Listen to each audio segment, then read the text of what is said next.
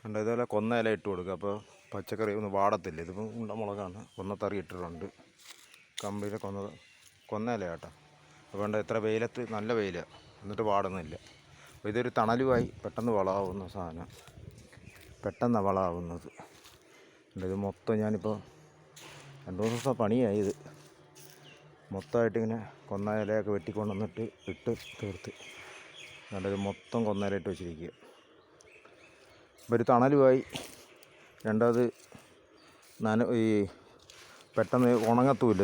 ഇപ്പം നല്ല വെയിലല്ലേ, വെയിലുള്ള സമയമാണ്, ഉണക്കില്ലാണ്ട് നല്ല അടിപൊളിയായിട്ട് ഇങ്ങനെ വരും.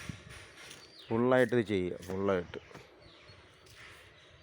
കൊന്നല ചിലയിടത്തൊക്കെ ഇഷ്ടം പോലെ ഉണ്ട്, ചിലയിടത്ത് കിട്ടാൻ പാടാണ്. ഞാനിപ്പോൾ 2-3 മരത്തിലൊക്കെ വലിച്ച് കയറി ഇട്ട് വെട്ടിയെടുത്തത്.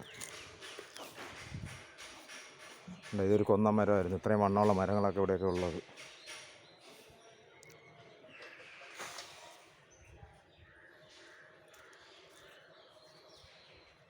ഉണ്ടോ നല്ല ചൂടാണ്. ഇപ്പം മണി 12:30 കഴിഞ്ഞു, ഭയങ്കര വെയില്ല. എന്നിട്ട് തൈ നിൽക്കുന്നുണ്ടോ, വാടാണ്ട്.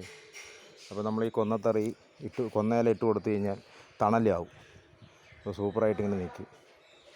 ഇനി വൈകുന്നേരം വെള്ളം ഒഴിച്ച് കൊടുക്കണം.